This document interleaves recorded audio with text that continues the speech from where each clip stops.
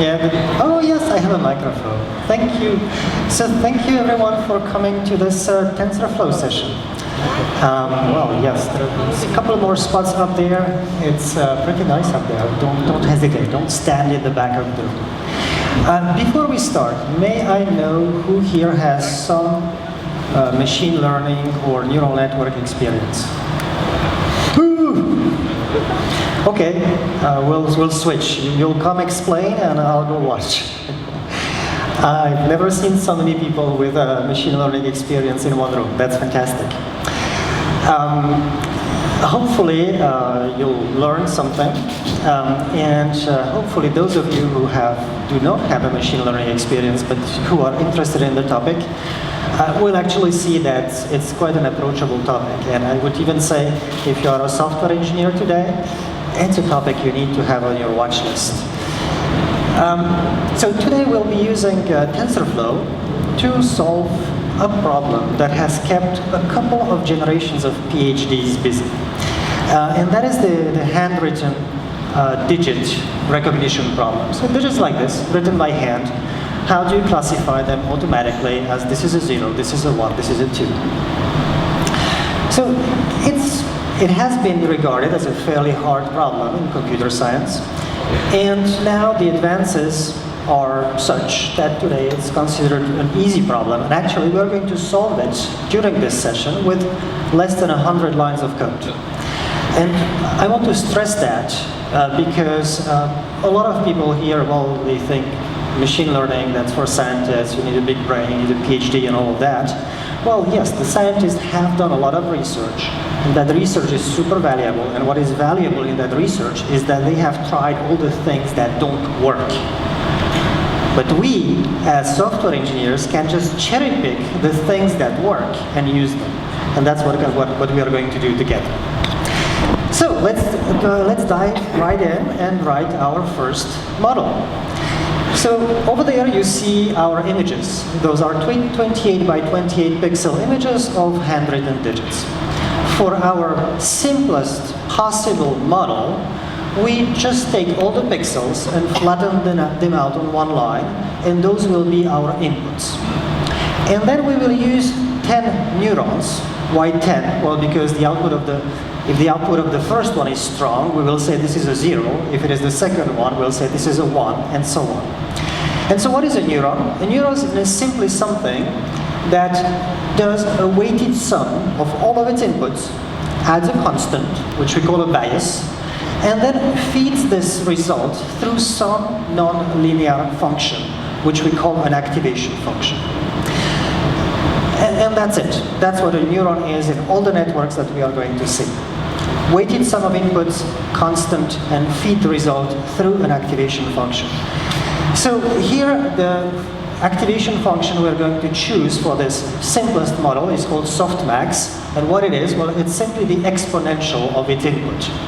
And once we have done our 10 exponentials, well, we normalize the outputs of the 10 neurons. We divide the outputs by the norm of that vector, which gives us 10 values between 0 and 1, which we can then interpret as probabilities, the probability of this being an 8 or a 0 or a 1, and so on. Of course, this is only going to work if the weights that we are using in our weighted sum are actually good weights. So that will be the whole problem, finding the good weights and the good biases that make this work. So first, let's write this as a matrix operation.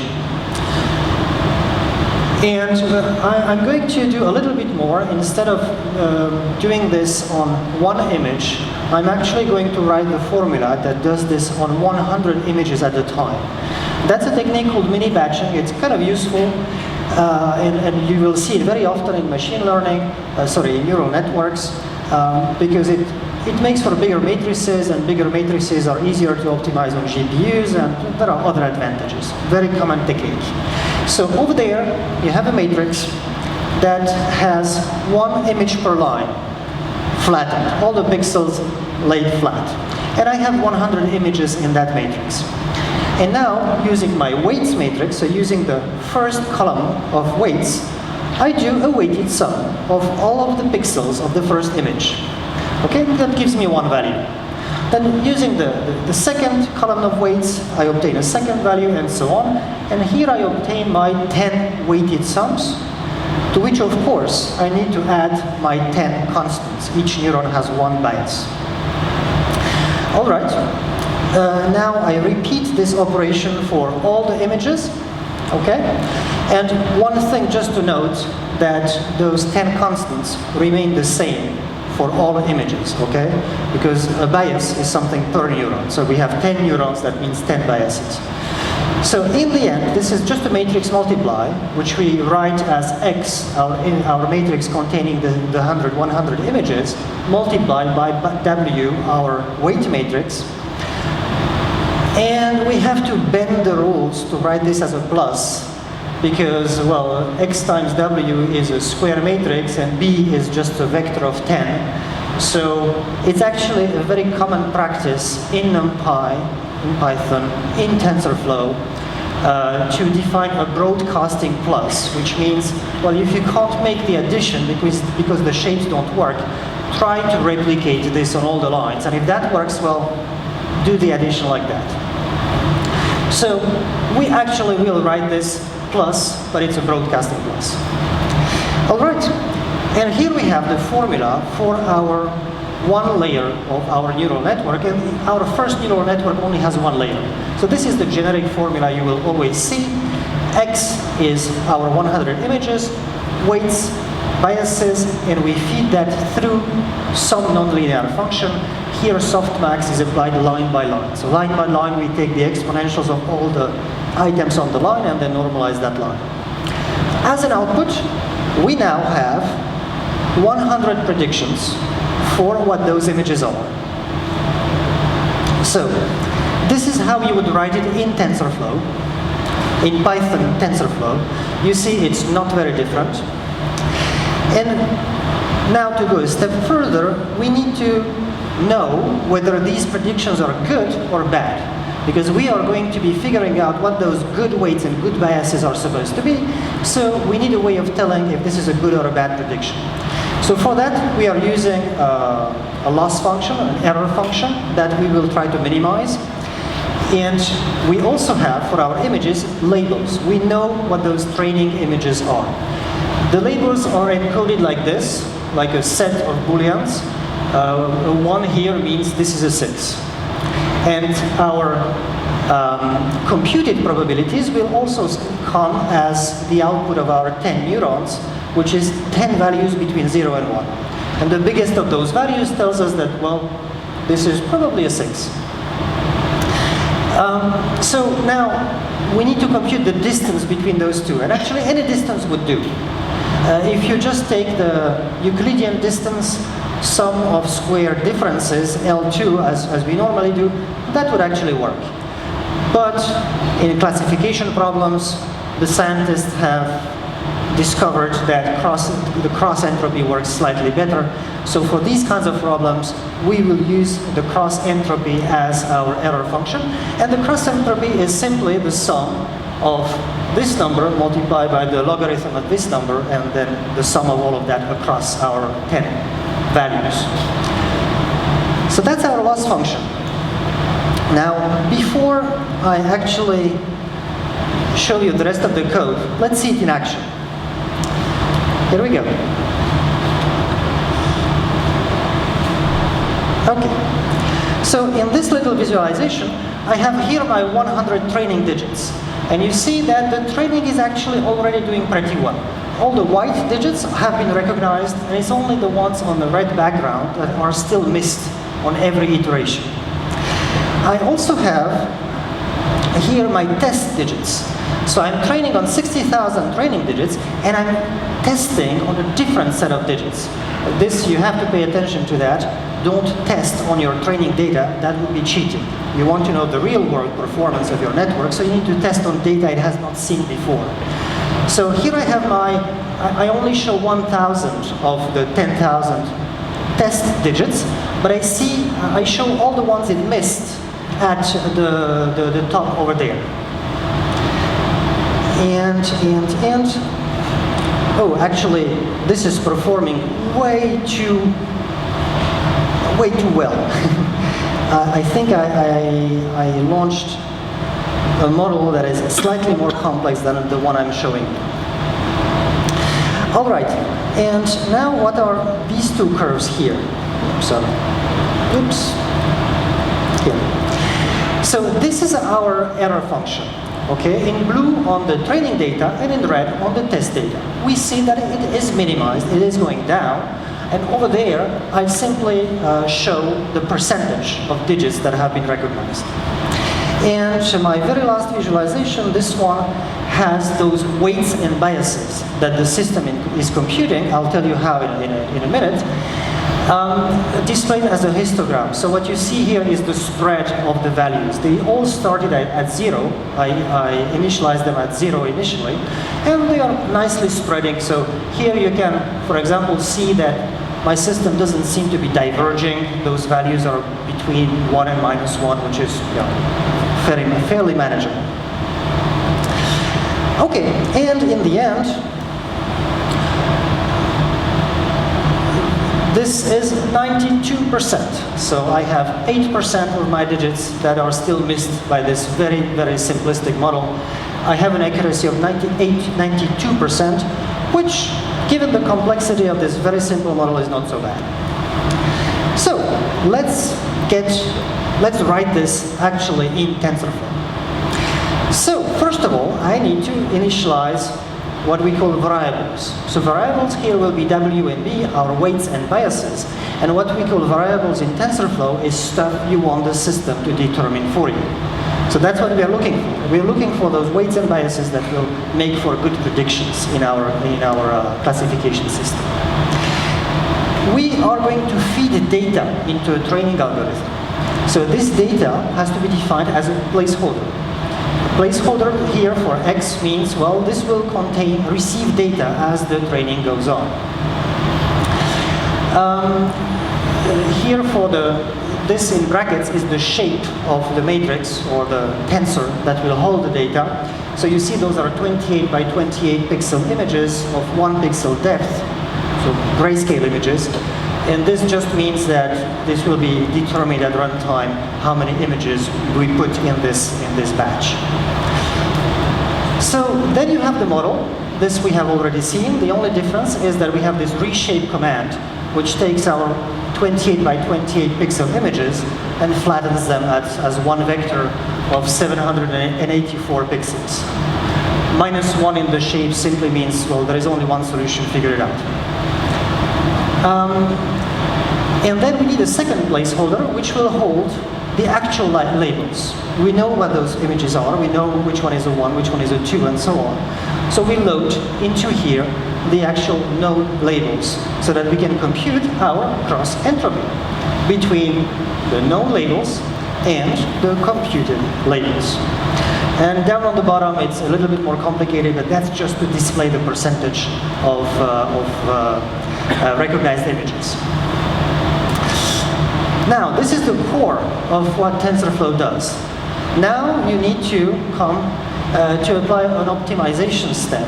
So we take a gradient descent optimizer and we tell it, please minimize my cross entropy. So here is where all the magic happens. What is this doing? We use a technique called gradient descent, which simply means, well, simply, I don't know if it is simple.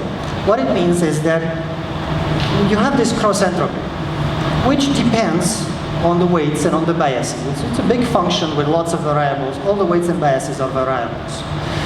So what you want to do is compute the partial derivatives of that function relatively to all the weights and all the biases. And mathematically, that object is called a gradient, and it has a fantastic property. A gradient is an arrow that points down. And that's good. We want to minimize cross entropy. So we want to follow the gradient to go into the regions where the cross entropy is lower and lower and lower and lower. So that's usually a big bag of pain to implement, because you implement your model and now you have to implement the partial derivatives of your model relatively to thousands of other variables. There are techniques for doing that, but a better technique is to use TensorFlow, which does this formal derivation for you, and all you have to write is this. Okay, you say, I use this optimizer, and please minimize my cross-entropy. Finally, what is this? The learning rate. I told you this will actually compute a gradient for a given set of images. Well, now, what you want is go in the direction of that gradient. When I say go, the space we're walking in is the space of all the weights and all the biases. So you want to modify your weights and biases to go along that gradient. But if you take too big a step, that might be too far. Imagine you're trying to find the bottom of a valley, and you make really big steps, like 7 league steps. Well, you're stepping on the other side of the valley. You never found the bottom, and then you will be stepping back. So you want to be careful and only advance by a fraction of the gradient, and that fraction is called the learning rate. Okay, now let's finish the plumbing. TensorFlow uses a deferred execution model, which means that everything that I have written so far just defines a computation graph in memory. It's not computed. Why is that? Because we want to run TensorFlow in a distributed environment. We want to run TensorFlow on GPUs, multiple GPUs. So to make that possible, it's important for TensorFlow to have your computation graph in memory to be able to distribute it properly. So this introduces a little bit of complexity when you write the code, because you have this deferred execution model. You first define what you do, and then you create a session. And inside of this session, whenever you want to compute something, you do session.run, and here, one of the nodes of the graph you have defined. Here, for example, this is our training step, which we have defined here as optimizer.minimize of our cross-entropy. That's the training step. So, we will be running in a loop here, which is a training loop. In this training loop, we first load our training data, so 100 images and 100 labels, and then we execute this training step, feeding in the 100 images and 100 labels. And we loop that over and over and over until we're happy with the performance. All of the rest here is just to display on the screen. We also want to get the accuracy and the actual cross-entropy and so on training data and on test data, so that we can display it on the screen and so that you can see that it's converging or not converging. But the core of the training algorithm, the training loop, is here. Initialize a session, load data, training step, repeat. So that's the full model. You see everything here on one slide. Initialize your placeholders and variables. The variables is what we are asking the system to compute, our weights and biases. Our simple model, the success metrics, the cross-entropy, here a gradient descent optimizer. We ask it to minimize the cross-entropy. We define a session, and we have our training loop. That's what we get.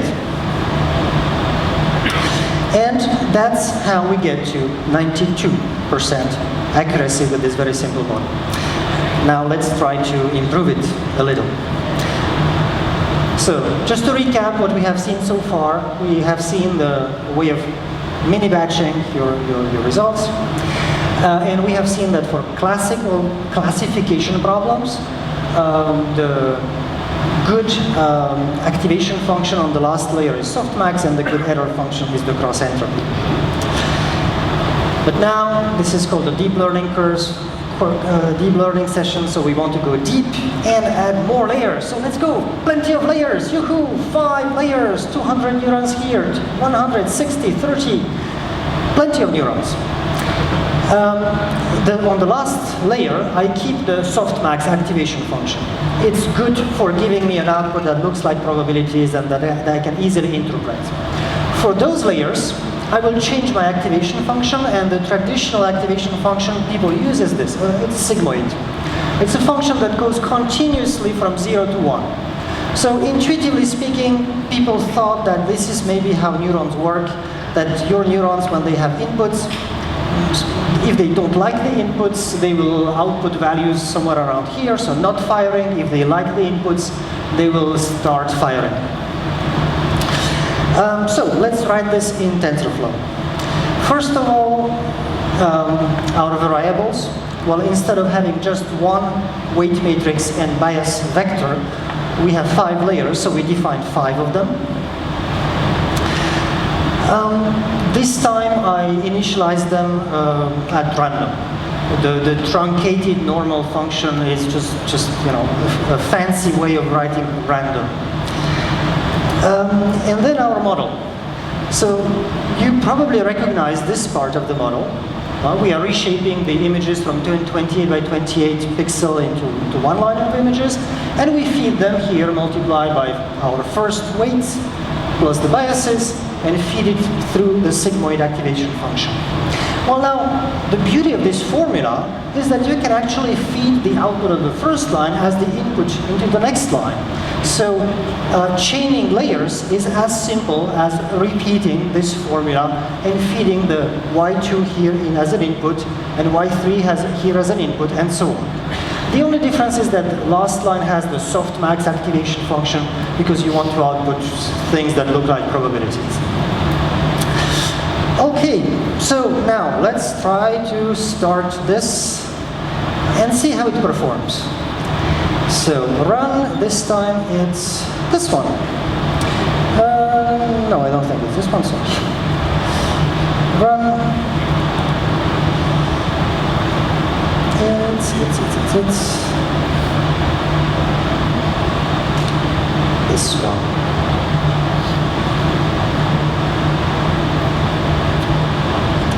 There we go.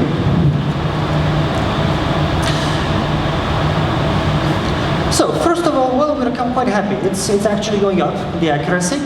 The second thing is that, well, it's not going up that fast. You see, we are at 300 iterations, and it was kind of slow in the beginning. It will get there eventually. Actually, you're seeing that we are above 92% here already, and it will actually get much better than that. But let's try to fix a couple of things first. You've seen the slow start. Well, actually, I kind of lied to you. The sigmoid function had its days of glory, but today people mostly use a different activation function, which is called a ReLU. And it's even simpler than a sigmoid. Just this. For all negative values input into a neuron, it outputs 0, and for all positive values, it's simply the identity function. Why is this better? Well, if I was a scientist, I would be obliged to say, because of, Hessians and blah, blah, blah, and there are many mathematical reasons. Fortunately, I'm a scientist, and I can tell you that nobody knows. People just tried it, and it works better. With the hands, it has something to do with the fact that the sigmoid squashes all values between 0 and 1. This one doesn't. So you get more signal, and that's kind of important when you're stacking layers. Because when you're stacking lots of layers, losing the signal by squashing it between 0 and 1 is not so good. But here, on the first 300 iterations, this is what we get with sigmoids. This is what we get with ReLUs. Much faster conversions. So thank you very much, we keep ReLUs. And then we push this into 10,000 iterations. So first of all, woohoo! 98% accuracy. We've made progress from 92 to 98. This is actually good. But if you look at those curves, they're kind of noisy, don't you think? Well, and it's zoomed in, so it's not that bad, but still, you see this one is fluctuating by a whole 0.1%. No, by a whole percent, actually. So what's going on here is that we are going too fast. You remember this learning rate? Well, in the beginning, it was great to be advancing at that big learning rate, but towards the end, we are actually making circles around the local minimum, what we want to get. So we want to go slightly slower than that. And it would be tempting to simply lower the learning rate, but then the learning will take ages. So the good solution is to have a decaying learning rate. You start at a big value, and then you exponentially decay towards a small value, and the results are, well, really visible. You see, most of the noise on the test accuracy here is gone, and most importantly, look at this. the training accuracy, it's at 100% consistently across thousands of iterations. This means that this system has actually learned all of our training data. It knows 100% of our training data. It's 100% accurate on that. So good. That's one thing. But now let's try to see something. I want to show you something slightly different.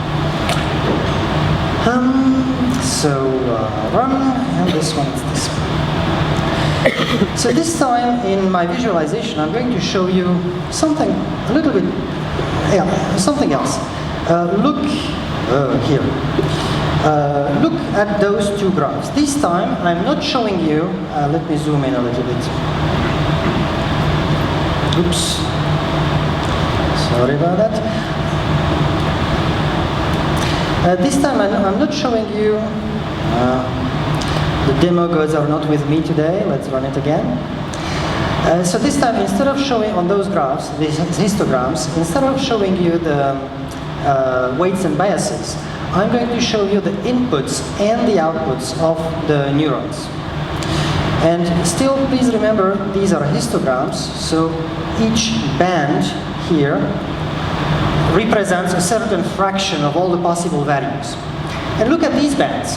Actually, the darkest band, which is our middle fraction, is crashing towards zero, and all the others have already crashed towards zero.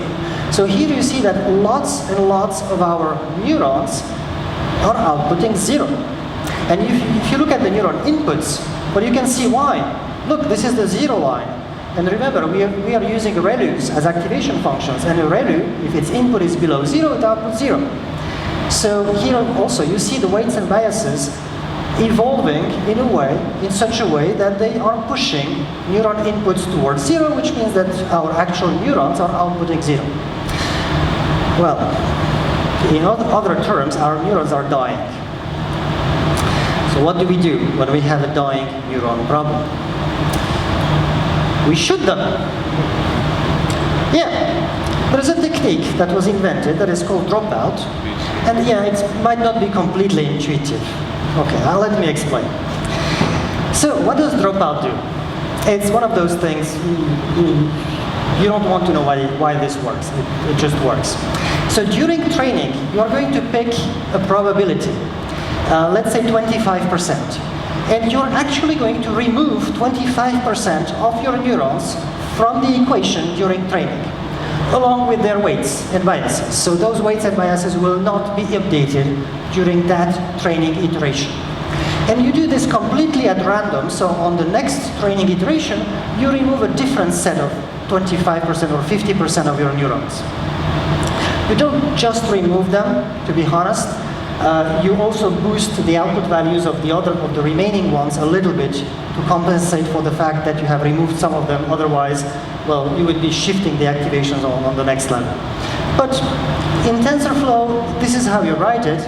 So you see, you have your normal formula for one layer, ReLU of matrix multiply x by w plus b, and on the output of that, you apply the dropout function, which simply, in the output matrix, replaces some of the values by zeros and boosts the remaining values a little bit. Of course, when you are actually using your network to recognize real digits, the test set of digits, you put all the neurons back. So let's see what kind of effect this has. Here are our activations without dropout. This is with dropout. So the neurons are dying much faster. Yeah. What? Well, actually, think about it. When we first designed our 5-layer network, there was a hint on the slide saying that this is total overkill for the problem. We actually have too many neurons in our model. And the learning algorithm is actually figuring it out and shutting them down. So what we get with the dropout here is, well, faster convergence towards a state where most of the neurons do nothing because they are not useful. And well, you will see that dropout has other good properties also down the line. So now putting all of these good things together by 4 pixels. And in this example, I'm taking the general example of a color image, so that's why my image has 3 channels. And now, using this set of weights, well, I'm going to scan the whole image and still using the same weights. So here, that's the big difference with previously. Here, I'm scanning the image, but still doing a weighting, so I'm using the same set of weights for each neuron. So that's the first, and then if I scan in the other direction, I actually obtain, with proper padding, as many output values as I had pixels at the beginning. My weights, that's a tensor of 4 by 4 by 3. Okay? So now this is not enough. This is for a 16 and 48. Previously I had something like thousands of weights. This is clearly not enough. So let me do it a second time with a different set of weights. And since I can have multi-dimensional matrices, I'm actually going to write this as just one matrix by adding a dimension. And here is a convolutional layer that applies a 4 by 4 patch to 3 channels in the input, outputting 2 channels.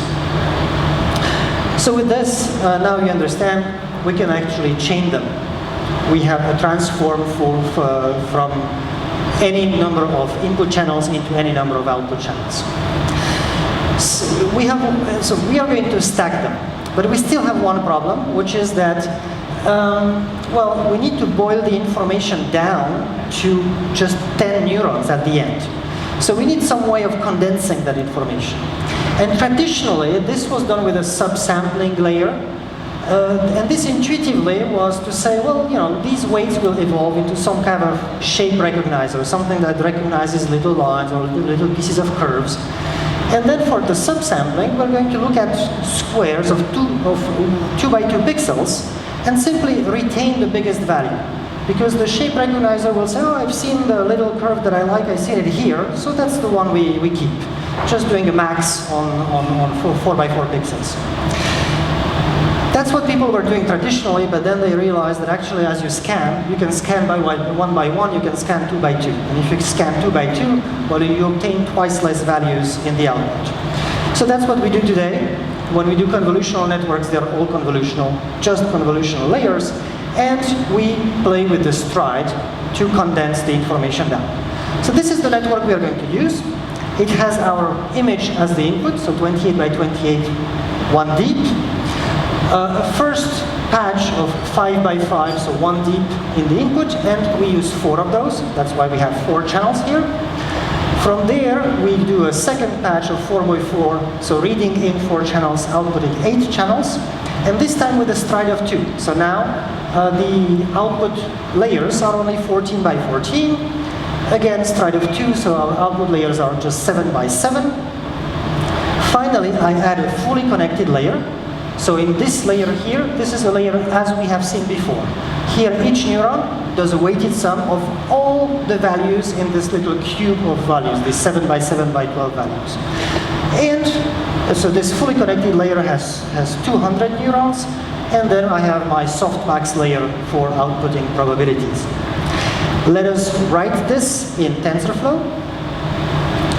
Weights, biases, so you recognize the shapes here, the 5 by 5 patch reading 1 input channel, outputting k output channels.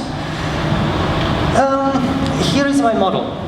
So you see here, TensorFlow has this very useful conv2d function, which will actually apply this weight matrix on the whole picture using a given padding strategy. Forget about the funky syntax for the stride. I highlighted in red the numbers that have to be 1 or 2 if you want a stride of 1 or 2. Well, then after 3 convolutional layers, I reshape my outputs. So instead of having that little cube of 7 by 7 by 12, I have all the inputs, all the outputs in one line. I add my normal, fully connected layer, and finally my softmax layer. That's it. Let's run this. So, I'm playing a video because it's slightly slower if you run it in live. So I had to zoom on the accuracy, and you see I've actually beaten my 98%. I'm closing down on 99%. But I'm not quite at 99%. I don't like that. I want 99%. So how can I get 99%? Well, let's fix this now. We talked about the fact that, well, this loss curve for our test digits will always be above. But actually, it's not just above the test cross-entropy. It was going down nicely, but from here it's going up again. That's kind of weird. What's happening is that the system is actually optimizing the training cross-entropy, and it's doing a good job on it. But it has no knowledge whatsoever of the test data. So the work he does to bring this down has no positive effect on the test accuracy or cross-entropy here. And actually we see it has a slightly negative effect. Well, to be honest, this is the cross-entropy. What we are really interested in is the accuracy, and the accuracy is still going up little by little by little. But still, someone has an idea how to fix this?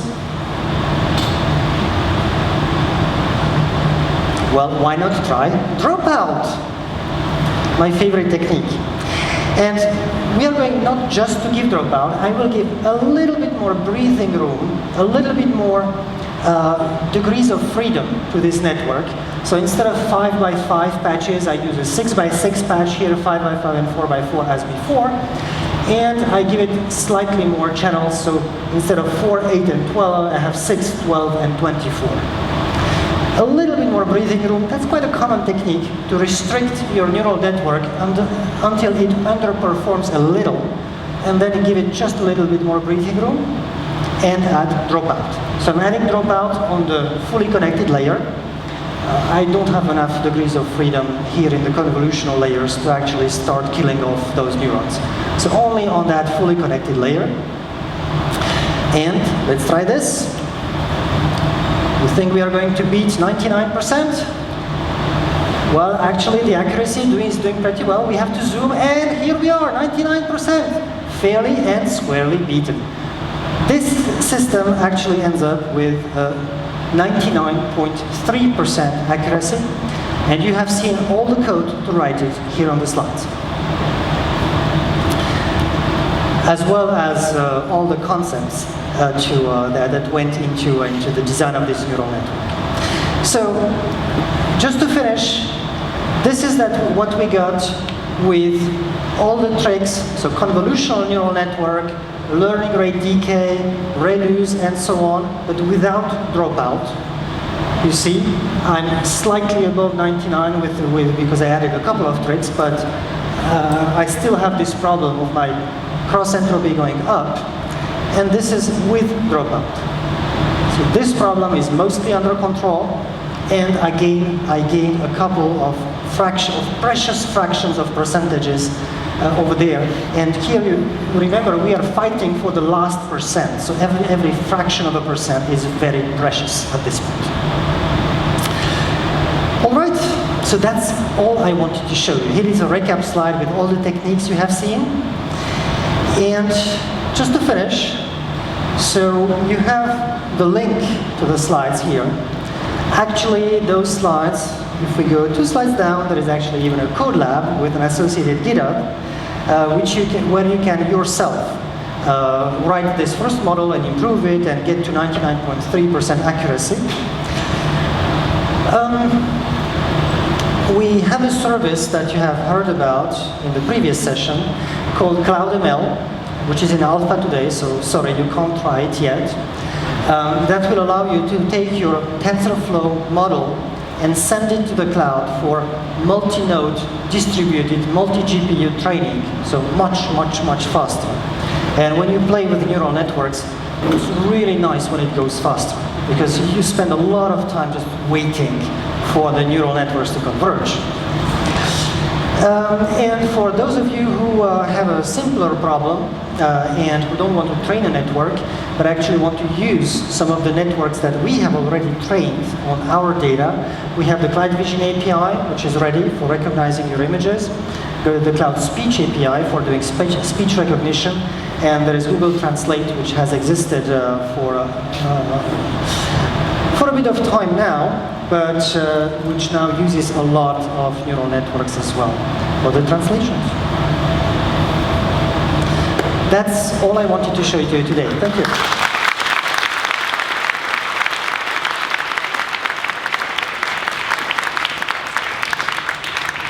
And we have a little bit of time for questions. So if there are people who have questions, please, I think there are microphones going around. Yes, question, please. Does the tensor processing unit completely replace GPU functionality? Yes, will it replace Deep Blue? GPU, graphical processing. You're talking about the TPUs. Yeah, right. So yes, I had this funky image on the last slide showing a TPU, tensor processing unit, which is actually a piece of silicon that, this one, that we created at Google because GPUs were not fast enough. And actually GPUs are very fast, but for the type of problems that we wanted them to run, they are not exactly organized as we want them. GPUs are for displaying, doomed pixels on your screen. This is for training neural networks. So we did a special chip that does just that, and we have really nice speedups as compared to GPUs. So not compared to normal computers, compared to GPUs. So that's what we use in the cloud. That's what you use when you use Google Photos and you ask Google Photos for all your photos of a sunflower. This is what is used in the background. This is what is used when you use the Cloud Vision API, and this is what you will get if you use CloudML. If you send your TensorFlow model into CloudML. And also use it for encryption purposes. That I don't know if it has been used for encryption purposes. I believe it could be used, yes. Theoretically, right? Yeah. Yes, please. Microphone. When can I train my model on a TPU? When? I don't have a date right now, so you can start playing with TensorFlow today. One of the nice features of TensorFlow is that it's a good system for academic research. I have had good feedback from people using it actually for exploring the possibilities. And actually that's how it works at Google. We have this very big Google Brain team that does academic research, that is simply exploring what you can do with the neural networks. They use TensorFlow. And they build TensorFlow so that when they push those models to production, to product teams like Google Photos, they use the exact same model written in TensorFlow. So TensorFlow was built from the ground up to be a research tool as well as a production tool. So if you want to send your models to the TPUs, start by writing them. You can write them today. TensorFlow is open source. You can run them locally. You can run them in the cloud, but on VMs that you provision. You can even run them at Amazon, no problem. When Cloud ML will be more open, it will be out of alpha, you will be able to send those models down to Cloud ML. We have a model, right? So the only question is when I can train it on. I don't have a date right now, sorry.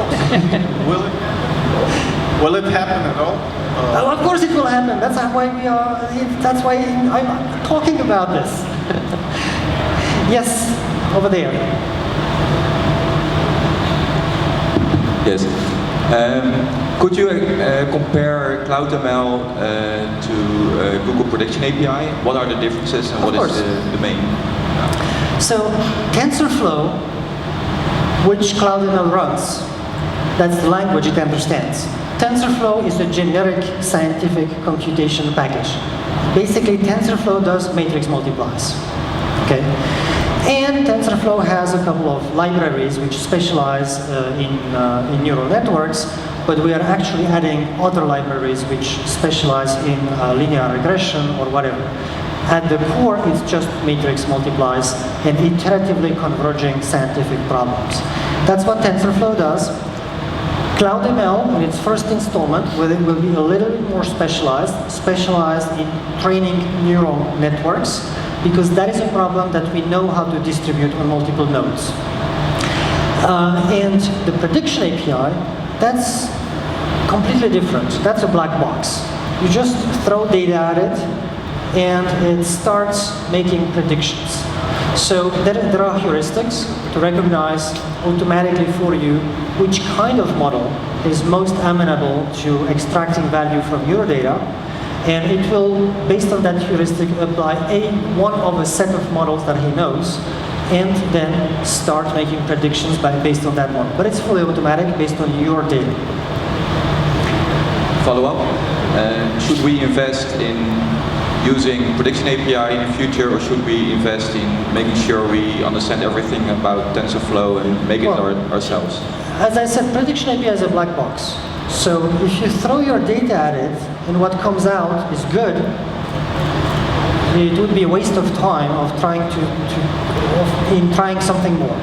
If it is smart enough to figure out the structure of your data, just use it.